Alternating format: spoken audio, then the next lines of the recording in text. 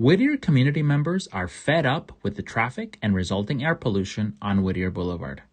And so they rallied outside the council meeting, entered as a group, and announced to the mayor and the council that they want bold changes to local infrastructure. Hi, my name is Christian Israelian. I'm an elected delegate for the California Democratic Party, and we're trying to organize to stop. And they're trying to add a lane on Whittier Boulevard, and we don't want to see that. That's going to bring more air pollution and more traffic to our area. It's going to be more dangerous for pedestrians and bicyclists. And we all know, experts have already said 100 times, that adding a lane does not work. It'll bring more traffic later on, and it's a temporary solution that might work for like a few months maybe in Whittier. We can look at the 5 and 405 freeway expansions as an example. This is not going to work. We need people to organize. We need people out here. We need people from all over the state. This is a state highway, Whittier Boulevard, and we need people. Streets for All, Act LA, please help us. We need people. Thank you. I am opposed to the lane expansion development because not only does it not solve the traffic congestion problem, but it also contributes to CO2 emissions and thus the climate crisis. We have seen since the 1930s that induced demand exists and that adding a lane, it only temporarily solves the issue, and then more people who potentially have been relying on alternative sustainable transportation will want to drive instead. This then brings us back to square one, and we have the same problem once again, just with more air pollution. That's why I urge the council to redirect these funds and stop the project.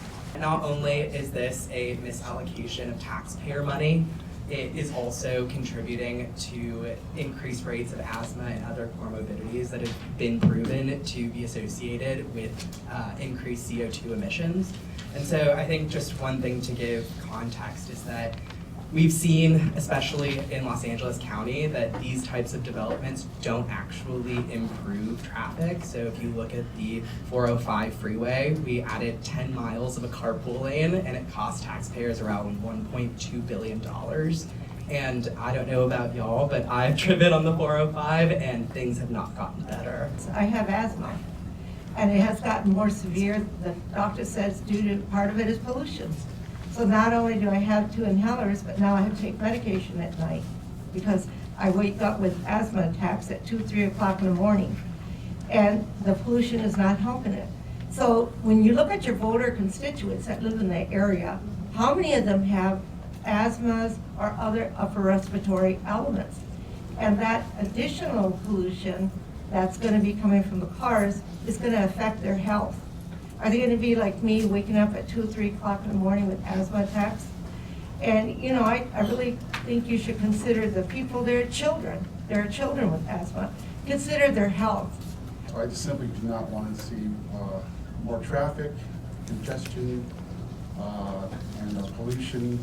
And I really do think that it could pose some danger to pedestrians, cyclists. So I'm just against the expansion, completely against it. So I'll consider not going through with it. That's it. Thank you. Thank you. I work at the Department of Public Health. I'm against about the Whittier expansion. I know because pollution, and I don't wanna. I see some kids pass away because of the accident. So I'm really against that. And I'm completely against the bill of extension of time for the reasons that has been mentioned. Thank you. You know, Pasadena, they're really moving ahead. They've got, the reason they got the gold line is because they were progressive in how they planned their transportation. We can do the same thing here in Whittier with our own plan on transportation and getting, moving people around with less pollution.